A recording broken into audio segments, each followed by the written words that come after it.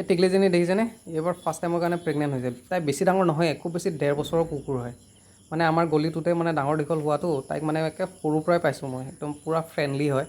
না মানে মানুহক ভুকে না মানুহক মানে খেদি যায় একদম পূৰা ফ্ৰেণ্ডলি হয় তো মানে তাইক যি পাওঁ ওচৰত মানে এতিয়া মানে দিবলৈ চেষ্টা কৰোঁ আৰু মনিটৰ কৰি আছোঁ তাই বহুত জল্দি কিজানি বেবী দিব আৰু মানে এতিয়া লগ পোৱাই নাযায় আৰু তাই কোনোবা পাহাৰৰ ফালে থাকে এতিয়া মানে মই যদি ওপৰৰ পৰা ভাত আনিবলৈ যাওঁ তেতিয়াহ'লে আৰু তাই মানে কোন সময়ত গায়ব হৈ যাব তাইক দেখিবলৈ পোৱা নাযায় আৰু তো সেইকাৰণে ফটকৈ মানে দোকানৰ ওচৰৰ পৰাই মানে ব্ৰেড কিনি আনি দিছোঁ কাৰণ ব্ৰেডটো মানে বিস্কুটতকৈ অলপ হেভি বহুতে বিস্কুট কিনি পেলাই দিয়ে কিন্তু ব্ৰেড দিয়াটো মই বেছি বেটাৰ মানে প্ৰিফাৰ কৰোঁ মানে বিস্কুটটো খালে যদি 5 মিনিটত ভোক লাগে ব্ৰেডটো খালে আপোনাৰ নাই কমেও 10 মিনিট ধুনীয়াকৈ সিহঁতে থাকিব পাৰিব আৰু মোক সেনেকুৱা ফিল হয় সেইকাৰণে মানে ব্ৰেড মই বেছি প্ৰিফাৰ কৰোঁ যদিহে ভাত দিব নোৱাৰোঁ আৰু ভাল নালাগে ন